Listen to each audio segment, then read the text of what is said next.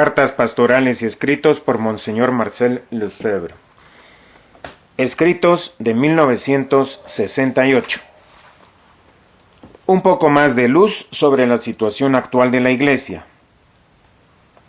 Me piden que defina y describa de modo más explícito el mal que en nuestra época se ha introducido en la Iglesia.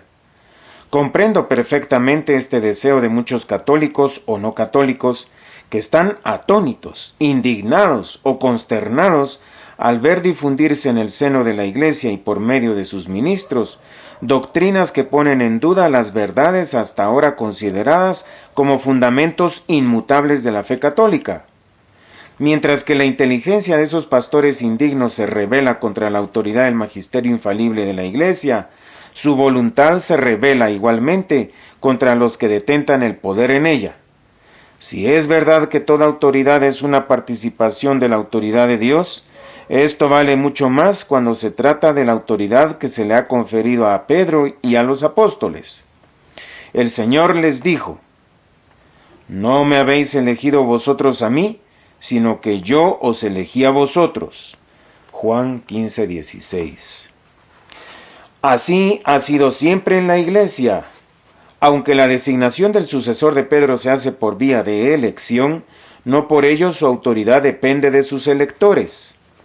Toda autoridad tiene en cierta medida los tres poderes: ejecutivo, legislativo y judicial.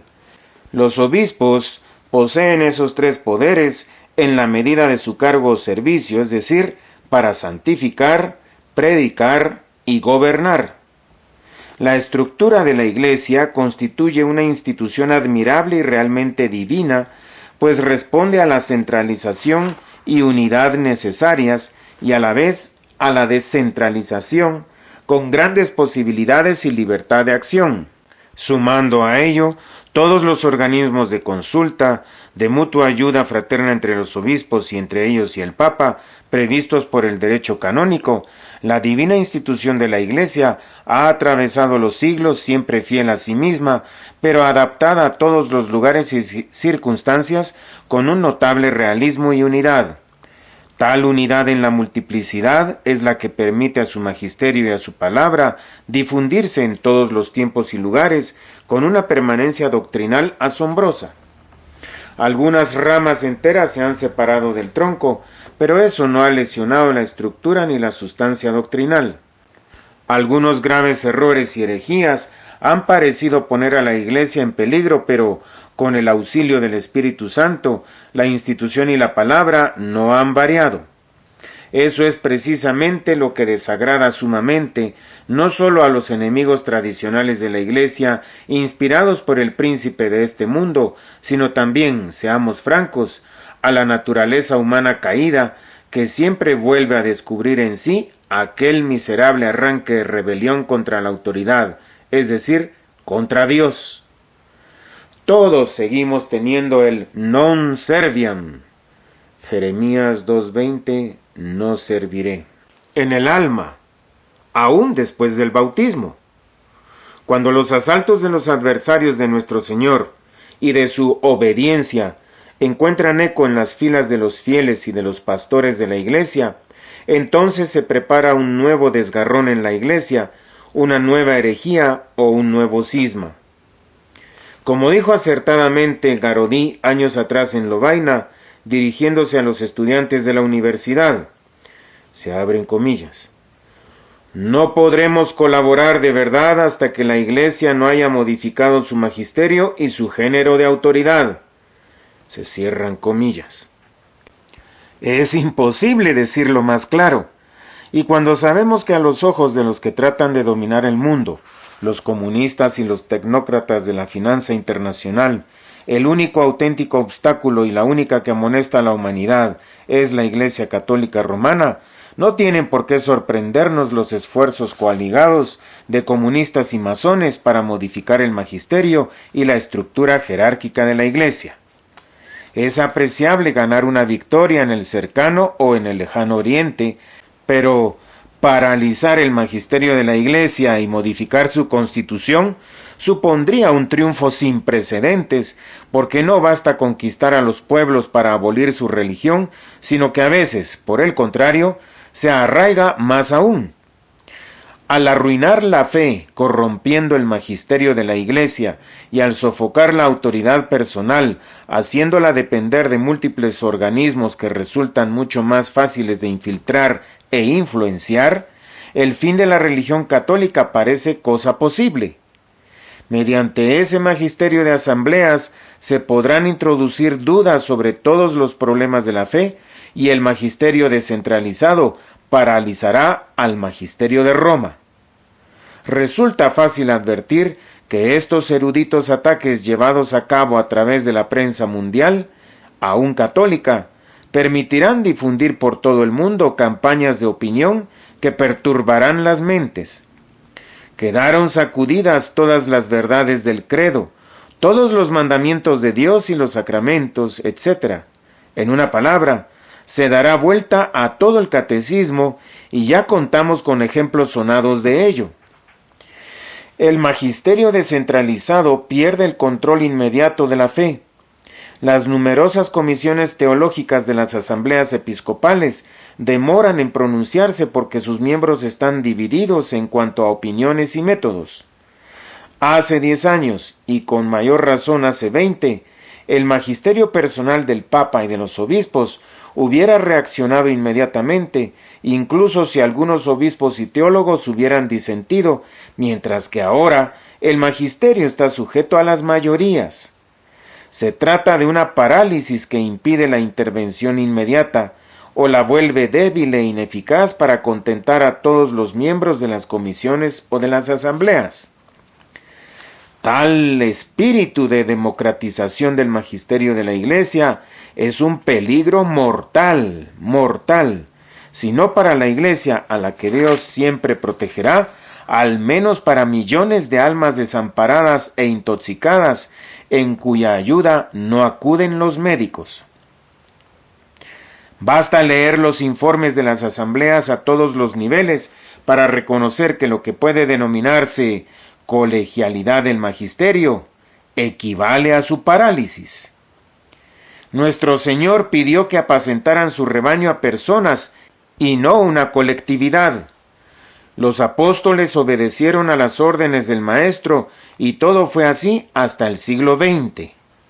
Hubo que llegar a esta época para oír hablar de la Iglesia en estado de concilio permanente o de Iglesia en continua colegialidad. Los resultados no se han hecho esperar mucho. Todo está revuelto: la fe, las costumbres y la disciplina. Podríamos seguir citando ejemplos sin fin. Parálisis del magisterio e igualmente su desazón se manifiestan por la falta de definición de las nociones y términos empleados, por la ausencia de puntualizaciones y distinciones necesarias, de modo que ya no se sabe qué se pretende decir cuando se habla. Pensemos, si no, en términos como dignidad humana, libertad, justicia social, paz, conciencia, etc. A partir de ahora, en la misma Iglesia se puede dar a tales palabras un sentido marxista o cristiano con igual convicción.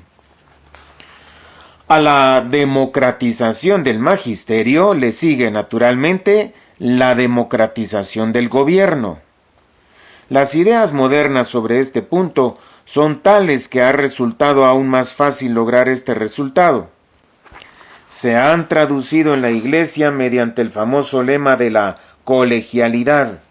Había que colegializar el gobierno, el del Papa o el de los obispos, con un colegio presbiteral, el del párroco con un colegio pastoral de seglares, y todo ello acompañado de comisiones, consejos, sesiones, etc., antes de que a las autoridades se les ocurra dar órdenes y directivas.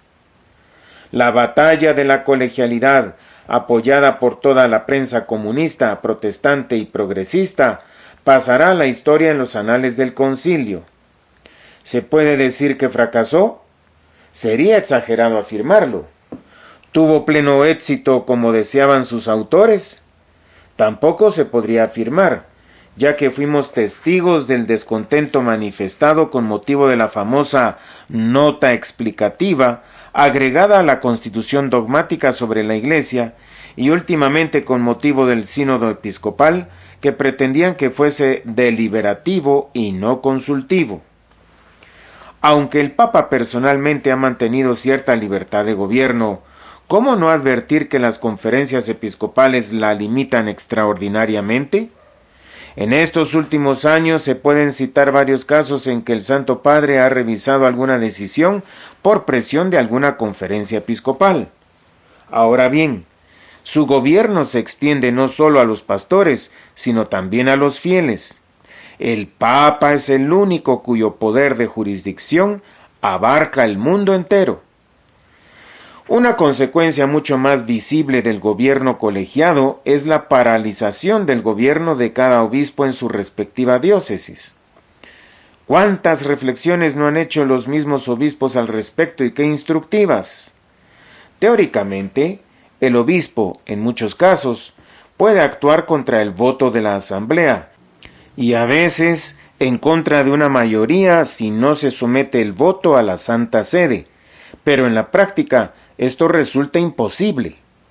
Una vez terminada la asamblea, los obispos publican las decisiones que llegan a conocimiento de todos los sacerdotes y fieles. ¿Qué obispo podrá de hecho oponerse a tales decisiones sin mostrar que discrepa de la asamblea y sin encontrar algunas mentes revolucionarias que le salgan al paso y la pongan en su contra? El obispo es prisionero de esa colegialidad que debería haberse limitado a ser organismo de consulta y cooperación, pero nunca de decisión. Para dar un ejemplo concreto de esta realidad, puedo citar un hecho del que he sido testigo. En una diócesis en donde yo visitaba a nuestras comunidades, el obispo, muy acogedor, vino a buscarme a la estación y, disculpándose por no poder recibirme en su residencia episcopal, me llevó al seminario menor. Allí encontré en las escaleras y en los pasillos a muchos jóvenes, chicos y chicas, y al preguntarle al obispo si esos jóvenes eran seminaristas, me respondió suspirando profundamente: «Desafortunadamente no. Créame que yo no estoy de acuerdo con la presencia de esos jóvenes en mi seminario, pero la conferencia episcopal ha decidido que a partir de ahora tenemos que hacer las sesiones de la Acción Católica de chicos y chicas en nuestros seminarios menores. Por eso, estos aspirantes están aquí desde hace 8 días. ¿Qué quiere que haga? No puedo obrar de modo distinto a los demás». Es verdad que San Pío X había aprobado algunas conferencias episcopales, pero les dio una definición correcta que justificaba plenamente la existencia de tales asambleas. Estamos persuadidos de que estas asambleas de obispos son de la mayor importancia para mantener y desarrollar el reinado de Dios en todas las regiones y provincias. Cuando los obispos, custodios de las cosas santas, reúnen de este modo sus luces, de ello resulta que no solamente perciben mejor las necesidades de sus pueblos y eligen los remedios más convenientes, sino que también estrechan los lazos que los unen entre sí. De la Carta a los Obispos de Perú, 24 de septiembre de 1905. Y véase igualmente Carta a los Obispos de Portugal del 5 de mayo de 1905. Esa colegialidad se aplica también en el seno de las diócesis, de las parroquias, de las congregaciones religiosas y de todas las comunidades de la Iglesia, de modo que se vuelve imposible el ejercicio del gobierno, constantemente se tiene en jaque a la autoridad. Quien dice elecciones dice partidos y por lo tanto divisiones. Cuando el gobierno habitual queda sometido en su ejercicio normal a votos consultivos, se vuelve ineficaz y entonces la que sufre las consecuencias es la colectividad porque ya no puede lograrse eficaz y enérgicamente el bien común. El haber introducido la colegialidad en la Iglesia supone debilitar notablemente su eficacia, sobre todo porque es menos fácil contristar y contrariar al Espíritu Santo a través de una sola persona que toda una asamblea. Cuando los responsables son personas, ellas son las que actúan y hablan, aunque algunas se callen. En cambio, en la asamblea lo que decide es el número, mientras que en el concilio el Papa es el que decide, aún en contra de la mayoría si así lo considera prudente. El número no hace la verdad. De esa manera, la dialéctica se introduce en la Iglesia mediante la colegialidad o la democratización y, por consiguiente, la división, el malestar y la falta de unidad y de caridad. Los adversarios de la Iglesia pueden regocijarse por ese debilitamiento del magisterio y del gobierno colegializados. Es una victoria parcial. Naturalmente que desearían que fuese más completa, pero ya se dejan sentir los efectos en su favor. El poder de resistencia de la Iglesia al comunismo, a la herejía y a la inmoralidad ha disminuido notablemente. Estos son hechos que podemos comprobar y que provocan en la Iglesia una crisis muy grave. Los funestos efectos de esta situación ya están suscitando saludables reacciones. La Conferencia Episcopal Española acaba de devolver nuevamente la responsabilidad de la acción católica a los obispos de las diócesis, suprimiendo los poderes de dirección del organismo nacional, que vuelve a tener su justa función, o sea, un vínculo de unión y encuentro. El realismo, el sentido común y, sobre todo, la gracia del Espíritu Santo contribuirán a dar a la Iglesia lo que siempre constituyó su vigor y su adaptación: apóstoles para el magisterio y para el gobierno personales que actúen según las normas de la santa prudencia y del don de consejo. Así pudieron salvar a la Iglesia los Agustines, los Atanasios, los Hilarios y tantos otros. 7 de marzo de 1968.